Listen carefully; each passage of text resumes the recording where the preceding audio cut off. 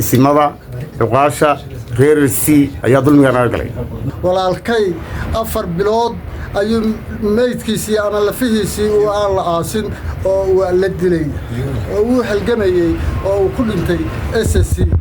darteed wiilkayga curad waa ku dhintay anigu 2 jeer baan u dhaawacmay xaquuqdaydina ma hayno dulmiga meesha ka dhacay cid kale uma haysano isimada uqaasha reer C ayaa dulmiga naga galay waxa weeye xoog iyo xoolo iyo dhaqaale inta wana la guray waxaan ka codsanaynaa shacabka reer C inaynan ku taageerin dulmiga cadaanka ah ee geedna lagu soo gudbin inaynan la raadiyaan wixii aan xaq iyo xuquuq u leenahay xoolaana la guray gacan baan wax ka qabanaynay ficil baan ku tiray rag baan naga dhintay waxaan u sheegaynaa in qof kasta wax garanaya inuu ka dhiidhiyo hawsha anigu waxaan ahay maxamed ismaaciil shabeele walaalkay 4 bilood ayuu meydkiisii ama lafihiisii uu aan la aasin oo waa la dilay oo uu halgamayay oo uu ku dhintay SSC darteed wiilkayga curad waa ku dhintay anigu 2 jeer baan u dhaawacmay anigu waxaan ahay oo kale farsamo yaqaan qoryaha ka shaqeeya oo farsameeya suugaga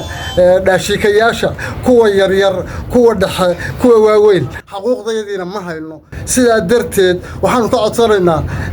SSC xaquuqdaydina inaanu ka helno intaas ku dhamaatay salaam ku garab taaganahay kuna wada soconnaa inaan xuquuqdeedii weynay isimo iyo garaado iyo nooc walba ay tahay inaan ka weynay shacabka SSC-na waxaan u sheegaynaa sida caaqilkaygu u sheegay inay xuquuqdeedii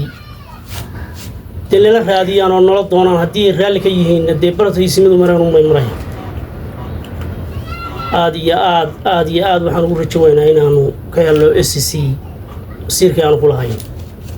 halganka qof walba bilaadan meeshu ka jira walgalayaan annaga dhaqaalaha wana laga qaadayo dal iyo dibadba haddaanu jirno gudahaan meeshaanu kaga jirnay waa la garanaya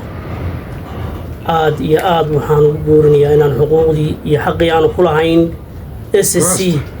kuraasta inaanu helno cod dheer iyo cod gaaban basaasaan ku lehno asalaamu calaykum waraxmatullahi wabarakatu